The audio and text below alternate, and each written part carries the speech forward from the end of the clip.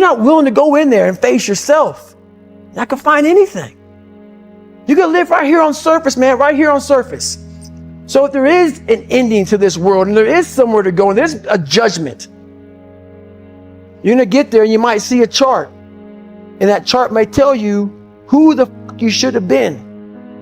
And now you get the rest of your life to think about that. Man, I could have lived a much better life if I just would have just suffered a little bit more. If I just would have went in that and realized I had so much more. But fear and the 40% and living here versus living here, being afraid, stop me. Your biggest enemy, the most important conversation you will ever have in your life is the one you have with yourself. You wake up with it, you walk around with it, you go to bed with it. Eventually, you're going to act on it, whether it's good or bad. You have to. That's why the whole thing about this book I have, it's about you. It is about you. It's strictly about you finding who you are. So many people die, live 100 years, never fucking know who they are. Never know who they are. You have to look in that mirror and know there's so much more in here, man.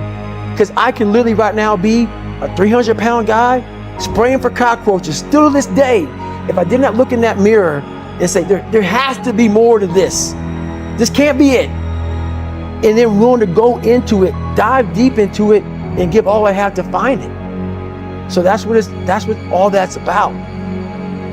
Let's say there's 10 people in this room, and we're all mediocre. But I'm the best of the mediocre people. I now think I'm great. I'm great. We surround ourselves around people that make us feel great. They tell us what we want to hear. The second we put ourselves amongst the uncommon people, we don't like that feeling, that challenging feeling of that person who's waking up at 3:30 in the morning and say, hey, push it, we're going for a run. We don't like that challenge. We like that person who says, hey, you know what, man, I don't feel good today, man. And they say, oh, it's okay, brother. Take a day off, man, we'll get a pizza and watch the game. We like that. We love that feeling. Why? Because you understand, man, we're good, bro. We don't want that motherfuckers like this. Hey, man, no, bro. Get your fucking shit on, man. Stop being a punk. We don't want that in our lives. We don't want that person who's constantly challenging our weaknesses. We want that person who's constantly, making us feel nice and good and secure in ours. That's the mediocrity of life. We want to be the best amongst the average people. People wonder, how do you stay hungry all the time? Because after I accomplish something, I don't sit back like a lot of guys who graduate buds, graduate this, graduate that. They get comfortable. They wonder why I'm getting weak, man. I don't know, I lost my edge. What's going on? Because once you hit the top of the fucking mountain, guess what happened? I'm good. I'm good. So you wonder why you're falling down now. Because once you reach the top of the mountain, you got to build another one. That's mediocrity. There's a lot of people in mediocrity who have a nice resume, but they're one-timers, man. They hit a one-time deal, they busted it open, got a lot of money, but they're good. You're mediocre now, man. What are you fucking doing today, tomorrow, the next fucking day? That's why I don't listen to theorists. I don't listen to all that bullshit. I listen to a motherfucker who's like this, man. What's wrong, man? I'm tired, dude. Why are you tired? Because tomorrow, I gotta do the fucking stuff again, man. Whatever it is that made me fucking nauseous and sick to my stomach, it made me hurt. There's no ending. And that's the person I listen to. That's the person who's gained knowledge. You gain knowledge through suffering. And on the other end of suffering is a world that very few have ever seen. It's a beautiful world because that's where you find yourself. You don't find yourself in over here. You find yourself on the other end. Like the 100-mile race I was on, I ran it for 24 hours. I found myself on the other end of that race. That 19 hours, I found, wow, there's a whole nother world out here that I've never even saw. But the world's in your mind. And that's what all that mediocrity is about. The mind has the tactical advantage over you at all times. At all times of your life, the mind has a tactical advantage over you. Why is that? It knows what you're afraid of.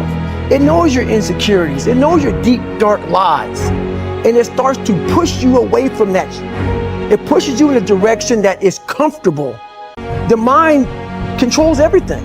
So what I realized was that when I was growing up and I was 300 pounds and I got all fat and I got all insecure, I realized that my mind kept taking me in this direction. When things got uncomfortable for me, when I was facing my insecurities, when I was facing my fears, my mind said, oh no, we have the tactical advantage. We need to get you, separate you from this feeling over your life. It's all about feelings. We want the happy feeling. We don't want that feeling of this sucks. If in that moment, you can answer those tough questions and you are now in charge of your brain versus your brain ruling you, that's where all that stuff comes from. So the 40% rule is all of that. You get to 40%, your brain says, we're done. Let's roll, man. This is starting to get painful. This is uncomfortable. So you sit down.